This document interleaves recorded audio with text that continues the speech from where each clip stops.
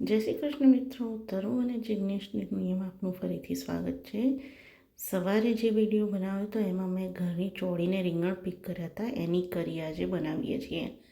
એની માટે સૌથી પહેલાં કુકરમાં મેં તેલ તતડાવી લીધું છે, જેમાં હું નાખું છું જીરું અને રાઈ. એને તતડાવી લઈશું બરાબર.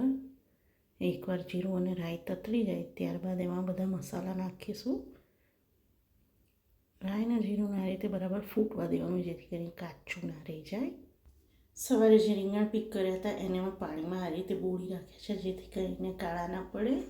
થોડા બટાટા, ઘરની ચોળી જે સવારે પીક કરી હતી અને થોડી પાપડી પણ રાખી છે, જે પહેલાં મેં પીક કરી હતી.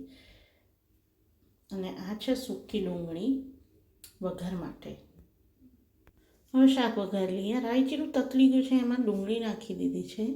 એને વ્યવસ્થિત ચડાવી લેવાની છે. બરાબર ડુંગળી સતળી જાય પછી આપણે એમાં ઘરમાં બનાવેલી લીલા લસણ અને લીલા મરચાંની પેસ્ટ નાખીશું, 2 ચમચી જેટલી. અને બરાબર એક રીતે મસ્ત મિક્સ કરી લઈશું આપણે એમને. ડુંગળીમાં બરાબર લસણ અને મરચાંની પેસ્ટ મિક્સ થઈ જાય ત્યાર પછી આપણે એમાં જોઈતા મસાલા નાખીશું. એક રીતે મિક્સ થઈ ગયું છે ડુંગળી અને લસણની પેસ્ટ. એમાં મેં 2 ટમેટાં સમારેલા એડ કર્યા છે, એને પણ બરાબર આપણે મિક્સ કરી લઈશું. ટમેટાં મિક્સ થઈ ગયા છે. હવે આપણે એમાં મસાલા નાખીએ. હિંગ, ચપટી જ હિંગ, ધાણા જીરું 2 ચમચી જેટલું નાની, હળદર, મીઠું અને લાલ મરચું. આ તીખું લાલ મરચું છે, ઘરમાં બનાવેલો ગરમ મસાલો. પછી એને મિક્સ કર્યા બાદ કલરવાળું લાલ મરચું નાખીને મિક્સ કરીને હલાવી લઈશું.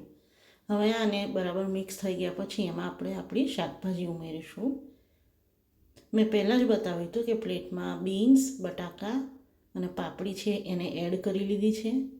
અને એને બરાબર એકવાર આપણે મિક્સ કરી લઈશું, જેથી કરીને એમાં બધો જ મસાલો આપણો મિક્સ થઈ જાય.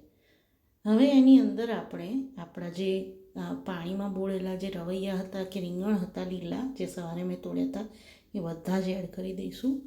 જો પાણીમાં બોળી રાખ્યા છે એટલે કાળા નથી પડ્યા હજી. બધા જ રીંગણ નાખ્યા પછી એમાં મિક્સ કરીને થોડુંક પાણી ઉમેરી લઈશું આપણે, કારણ કે આ થોડું રસાવાળું કરવાનું છે એટલે. મિક્સ કરી લીધું છે. હવે એમાં આપણે થોડું પાણી એડ કરી લઈએ. પાણી એડ કરીને આપણે એકવાર બરાબર મિક્સ કરી લઈશું, જેથી કરીને રસામાં જે મસાલો થયો છે આપણો એ શાકભાજી સાથે બરાબર કોટ થઈ જાય. હવે આપણે આને ઢાંકણ બંધ કરી લઈને 4 સીટી વગાડીશું. આ મેં મારું દહીંવાળું ભીંડાનું શાક બનાવ્યું હતું, કાઠિયાવાડી સ્ટાઇલ. મારા સનને બહુ જ ભાવે છે, તો એ પણ સાઈડમાં છે બતાવ્યું. 4 સીટી થઈ ગઈ છે અને આપણું શાક રેડી છે. ચલો જોઈ લઈએ અંદરથી કેવું લાગે છે. કલર સરસ આવે છે દોસ્તો. એકવાર બરાબર મિક્સ કરી લઈએ પીરસી લીધા પહેલાં. હવે આને આપણે પીરસીને રોટલી સાથે ખાઈશું. આ અમારી થાળી પીરસાઈ રહી છે. બંને જાતના શાક અને આજે આપણે બનાવી છે પમ્પકિનની રોટલી. પમ્પકિનની રોટલીની રેસીપી જોઈતી હોય તો જરૂરથી જણાવશો, શેર કરીશ. આપણી થાળી તૈયાર છે, તો આવો ચલો જમવા માટે. શાકનો સરસ કલર આવ્યો છે. આશા છે કે તમને આ રેસીપી ગમી હશે. આવી રીતે મારા નવા વિડીયો જોતા રહેજો. જોવા માટે ધન્યવાદ. જય શ્રી કૃષ્ણ.